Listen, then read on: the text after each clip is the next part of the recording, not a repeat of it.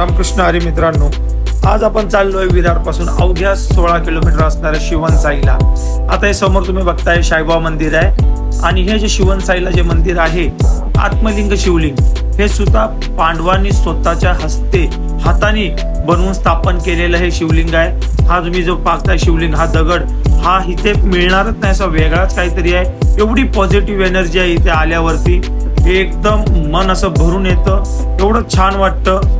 कारण हे पांडवकालीन आहे आणि ते सुद्धा आपल्या पालघर जिल्ह्यात. हर हर महादेव.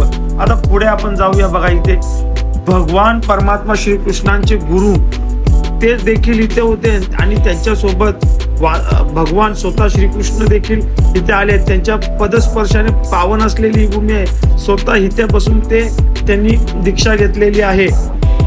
शिवाय हा जो मागचा परिसर बघता हा पूर्ण जंगलात आहे, जंगलाच्या मध्यभागी आहे. एवढं भारी वाटतं ना, एकदा व्हिजिट करा. राम कृष्ण हरी.